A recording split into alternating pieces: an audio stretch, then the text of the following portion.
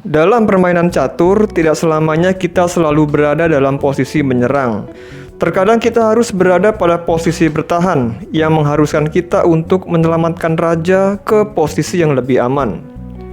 Salah satu cara untuk menyelamatkan raja kita saat sedang diserang adalah dengan teknik king walk, yaitu melangkahkan raja ke area yang lebih aman untuk menghindari dari bahaya ancaman perwira lawan. Kita lihat contoh posisi berikut ini. Di sini putih mempunyai kesempatan untuk menyerang dengan terbukanya lajur H, di mana di situ ada benteng putih. Lalu putih memakan pion F5 untuk menciptakan posisi yang lebih terbuka di sayap raja. Kemudian di sini hitam memainkan langkah yang di luar perkiraan. Gajah makan D4. Hitam menukarkan gajah gelapnya. Padahal gajah gelap tersebut merupakan perwira yang sangat penting sekali bagi hitam dalam mengamankan rajanya. Putih membalas memakan dengan benteng sambil memperoleh keuntungan tempo dengan mengancam menteri hitam. Gajah hitam makan F5 skak. Raja ke A1. Sampai pada posisi ini hitam memiliki suatu rencana untuk mengamankan rajanya dengan king walk.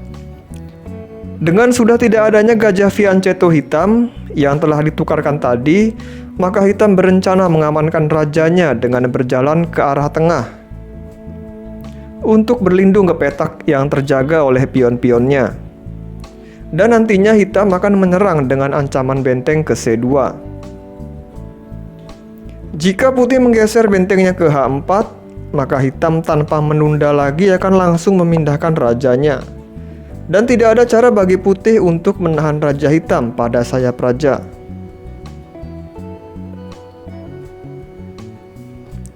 Sehingga putih harus memundurkan bentengnya ke D2 demi menjaga petak C2 dari benteng hitam.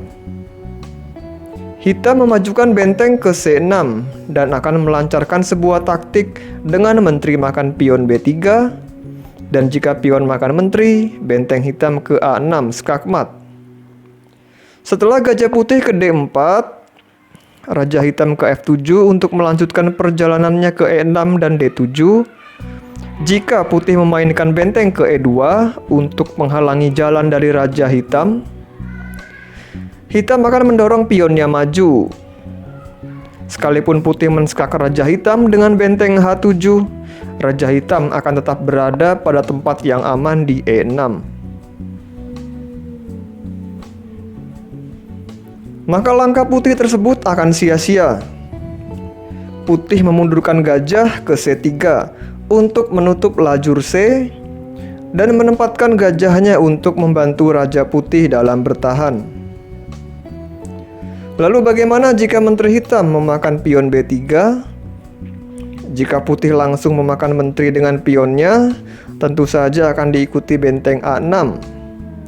Maka putih perlu memainkan benteng H7 terlebih dahulu. Jika raja hitam kabur ke E6, menteri E2 skak, dan menteri putih juga sekarang menjaga petak A6.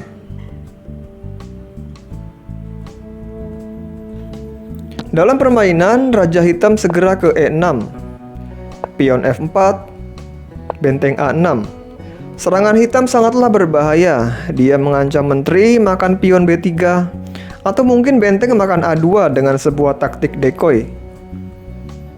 Putih tidak memiliki pilihan lain untuk mencegahnya selain dengan mengajak pertukaran menteri. Ini adalah sebuah contoh di mana hitam memainkan teknik king walk, yaitu melangkahkan rajanya ke sisi yang lebih aman, meskipun rajanya tetap berada di tengah. Kita akan melihat contoh selanjutnya. Kali ini kita akan mengambil contoh dari sebuah partai yang dimainkan Grandmaster top dunia, yaitu partai yang dimainkan Fugar Gashimov melawan Alexander Grischuk yang dimainkan pada tahun 2010. Ini merupakan bentuk bangunan yang terjadi dari pertahanan Sisilia. Raja hitam berada di tengah dan sangat rawan sekali menerima ancaman-ancaman dari putih. Namun kita akan melihat sebuah hal yang cukup menarik yang akan terjadi pada permainan.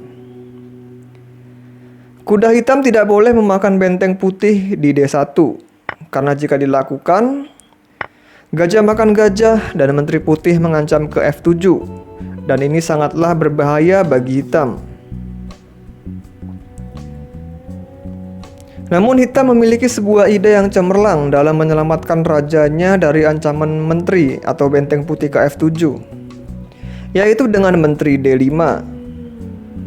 Setelah benteng F7 skak, Raja Hitam mempunyai jalan untuk kabur menuju C6. Benteng putih ke C1, memimpin kuda hitam. Jika hitam menukarkan menterinya di H5, putih mendapatkan kembali perwiranya.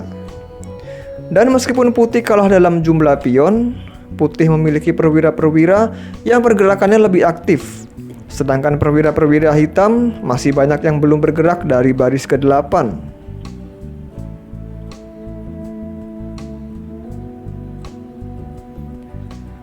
Sekarang kita akan coba melihat kemungkinan langkah lain dari hitam. Misalkan Menteri Hitam mengambil gajah putih di D3 untuk mengancam skakmat di E2. Putih menteri ke E5 menjaga petak E2, sekaligus memberikan tekanan pada kuda C3 hitam yang sedang dipin. Dan juga ada ancaman benteng ke C7. Hitam menyadari ancaman tersebut, maka hitam terlebih dahulu menyingkirkan rajanya dari pin benteng putih. Jika putih sekarang memakan kuda di C3, Menteri Hitam akan memakan gajah D3. Dan kalau gajah makan gajah, Menteri Hitam ke E4 menggarpu raja dan gajah putih. Dan setelah raja putih melangkah, Menteri Hitam akan mengambil gajah di B4, sekaligus menjaga petak C5. Sehingga jika putih memakan kuda hitam di C3, tidak akan memberi keuntungan bagi putih. Maka putih memakai gajahnya untuk melakukan skak dari E3. Hitam dengan berani memajukan rajanya ke A5. Sebuah resiko yang cukup besar diambil oleh hitam dengan posisi rajanya ini. Namun jika saja hitam berhasil memaksa pertukaran menteri di sini, akan membawa keunggulan bagi hitam. Putih memajukan pion ke A3 untuk mendefleksikan gajah hitam dari penjagaannya pada kuda di C3. Tetapi jika hitam langsung menukarkan menterinya, akan ada langkah sisipan dari putih dengan pion makan gajah, skak. Raja makan pion, pion makan menteri. Meskipun di sini hitam unggul dalam jumlah pion, tetapi posisi dari raja hitam di sini rentan sekali terancam. Seperti adanya ancaman gajah D2.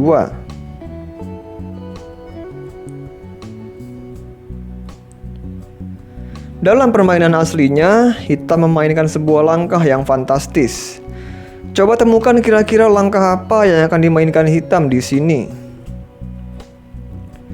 Sebagai hitam, jangan dulu terburu-buru menukarkan menteri, karena ada langkah sisipan pion makan gajah yang tadi sudah kita lihat.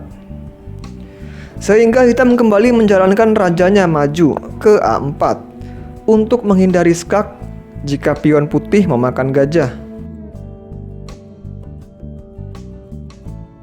Setelah pion makan gajah, menteri makan D3. Hitam mengancam skakmat di E2. Menteri A5 skak, dan raja hitam kembali maju lagi ke B3. Setelah raja hitam menempati petak B3 ini, raja hitam berada pada posisi yang cukup aman. Lihatlah kuda hitam di C3 ini, merupakan defender bagi hitam yang cukup berperan sekali dalam melindungi rajanya. Kuda ini menjaga petak B1 dari benteng putih, sehingga putih kehabisan langkah untuk melakukan skak. Sangatlah sulit bagi putih untuk menghentikan ancaman double dari menteri hitam yang mengancam skakmat di E2 dan juga gajah putih di E3. Maka putih tidak mau mengambil resiko dan langsung memusnahkan kuda hitam yang perannya cukup penting sekali di sini. Menteri makan benteng dan gajah D2. Keamanan dari raja dan menteri hitam yang sedang dikepung ini dapat tetap terjaga jika hitam melangkahkan menteri dan rajanya dengan hati-hati. Seandainya menteri ke D3, lalu putih kembali mengejar raja hitam dengan memajukan pion ke B5 untuk mengosongkan petak B4 bagi menterinya. Putih sedang mengoptimalkan kerjasama antara menteri dan gajah gelapnya. Maka setelah gajah putih ke D2, hitam perlu melangkahkan pion ke B6 terlebih dahulu untuk balas mengancam menteri. Jika menteri putih memakannya, menteri hitam bisa ke E5 skak. Raja D1. Pada posisi ini, raja hitam masih dalam kondisi yang cukup berbahaya. Selain ada menteri dan gajah putih yang mengepungnya, putih juga siap untuk membawa bentengnya ikut menyerang raja hitam. Maka hitam melakukan pencegahan dengan gajah B7 untuk menjaga petak F3 dari benteng putih. Jika menteri mengambil gajah B7, giliran hitam akan membawa bentengnya untuk melakukan tekanan balik pada raja putih. Jika benteng putih ke F3, skak, raja hitam ke A2, dan benteng putih ke F2, membayang-bayangi raja hitam dengan ancaman discover check. Dan kita akan melihat kembali sebuah langkah luar biasa dari raja hitam yang semakin berani maju ke B1. Sekarang tidak ada lagi kesempatan bagi putih untuk melakukan skak. Raja hitam berada dalam kondisi yang aman. Pion putih di B4 menjadi penghalang dari menteri putih. Raja hitam di B1 ini juga berperan sebagai pendukung perwira-perwira hitam dalam menyerang. Permainan ini berlanjut dengan menteri ke F3 yang tujuannya untuk ke B3.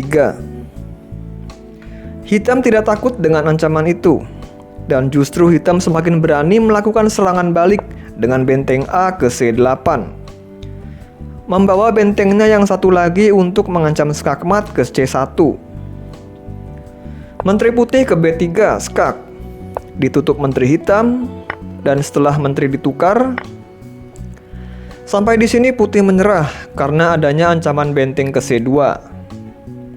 Dan setelah nanti benteng hitam ditukar dengan benteng putih, permainan memasuki endgame benteng hitam melawan gajah putih dengan jumlah pion yang juga lebih banyak bagi hitam, sehingga hitam akan menyelesaikan endgame dengan lebih mudah. Setelah melihat langkah-langkah pada partai ini, cobalah hitung kembali berapa langkah raja hitam telah bergerak, mulai dari belakang hingga ke depan. Dan itulah yang dinamakan king walk, sebuah teknik untuk menempatkan raja pada posisi yang lebih aman dengan cara menggerakkannya ke sisi yang berseberangan.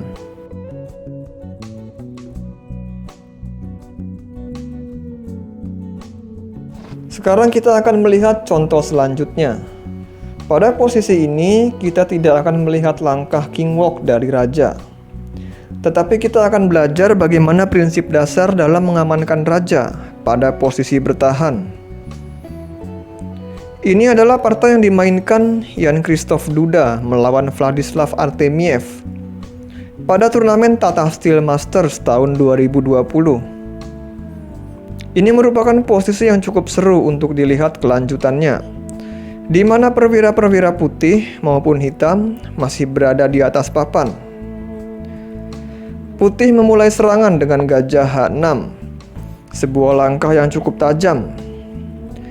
Jika gajah ini dimakan, menteri H6, dan kedepannya terdapat ancaman kuda G5 atau benteng G5 yang sangat membahayakan hitam.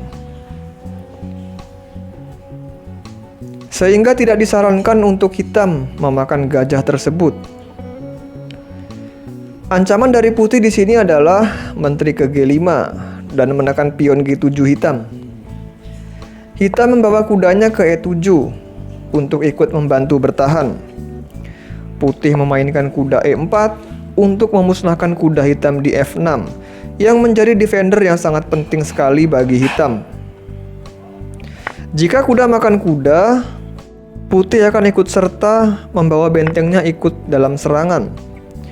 Jika kuda G6, benteng H5, dan ada ancaman gajah makan G7, dan putih akan membawa menterinya ke H6. Jika gajah hitam ke F6 untuk menjaga G7, putih akan menambah ancaman lainnya dengan benteng F4. Kuda tidak boleh memakan benteng ini, karena jika dilakukan, menteri makan dan ada ancaman gajah hitam makan G7. Dan di langkah berikutnya ada ancaman yang berbahaya pada petak H7. Kembali ke posisi sebelumnya, maka hitam tidak boleh terpancing untuk memakan kuda putih. Dalam permainan, kuda hitam ke F5 mengancam gajah putih. Putih mempunyai sebuah antisipasi dengan langsung memakan pion G7 untuk membuka area di sayap raja hitam. Jika hitam memakannya dengan raja, menteri G5 skak, dan kuda hitam di F6 akan dimakan pada langkah berikutnya. Jika kuda yang memakan gajah putih, kuda makan kuda, skak, gajah makan, dan putih akan langsung membawa menterinya ke H6 untuk mengancam petak H7. Sehingga dalam permainan, putih terlebih dahulu memakan kuda di E4, benteng makan kuda, barulah hitam memakan gajah di G7. Sebenarnya hitam juga bisa memakan dengan raja, tetapi jika kuda yang memakan, hitam juga dapat memajukan pion di lajur F untuk menghalangi diagonal gajah terang putih, dan juga membuka petak pada baris ke-7 untuk memudahkan hitam dalam bertahan. Putih melanjutkan tekanan dengan menteri H6, dan hitam sedang berada dalam bahaya. Misalkan saja hitam memajukan pion ke F6, benteng G4. Ada dua ancaman dari putih. Jika gajah mengambil benteng, menteri makan H7 skak, raja F7 dan skak mat.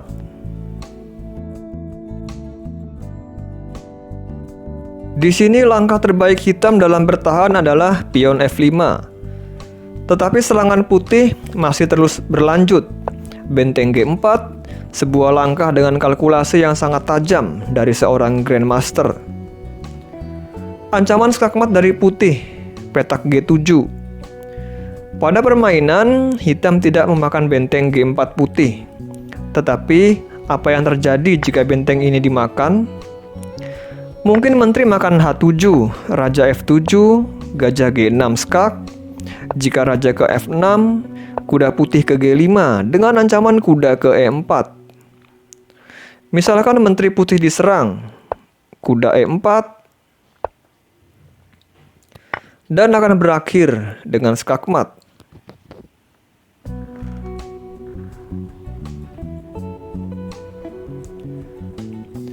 Jika raja hitam kaburnya ke E7, menteri makan kuda, raja lari ke D6, raja hitam berada dalam jaring-jaring skakmat. Jika kuda putih bisa menempati petak E4, sangatlah berbahaya bagi hitam. Setelah kuda D2 untuk menempati E4, hitam harus mencari cara untuk menyelamatkan rajanya, yaitu dengan menteri ke D7, menawarkan pertukaran menteri, dan memberi jalan bagi raja hitam untuk kabur ke C7. Setelah kuda E4, raja C7 dan raja hitam telah menemukan area yang aman pada sisi yang berseberangan dari sisi di mana putih melancarkan serangannya. Jika menteri ditukar, gajah makan menteri, gajah makan benteng. Benteng makan gajah dan memasuki endgame, hitam tidak akan merasa kesulitan dengan kelebihan satu perwiranya. Kembali ke posisi awal. Pada permainan sebenarnya, hitam memainkan gajah F6. Lalu putih kuda G5, mengancam H7. Gajah makan kuda, benteng makan kuda. Pertarungan masih mengarah pada permainan yang tajam, dan masih banyak sekali kemungkinan-kemungkinan yang akan terjadi. Seandainya benteng hitam ke F7, untuk memegang kendali pada baris ke-7, pion G4, raja ke H8 untuk menghindari pin dari benteng. Setelah pion makan F5, kuda makan, gajah makan, gajah makan, benteng makan F5, benteng hitam tidak bisa makan F5 karena ada skakmat di G7. Menteri makan, benteng makan, dan terjadi posisi endgame satu menteri melawan dua benteng. Setelah hitam menerima berbagai tekanan dari putih, hitam akhirnya bisa menetralisir serangan-serangan putih dan berakhir dengan posisi yang berimbang memasuki endgame. Raja hitam sudah berada pada posisi yang aman, dan hitam dapat menghubungkan kedua bentengnya untuk saling melindungi.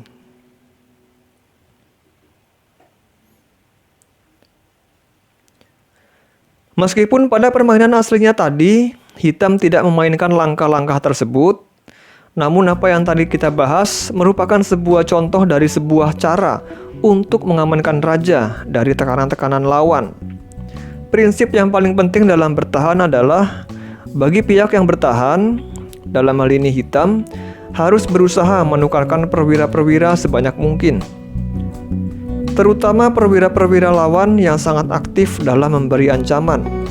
Dan jangan takut dengan keadaan raja kita yang sedang terancam. Tetap tenang dan bersabar mencari celah dalam mengamankan raja.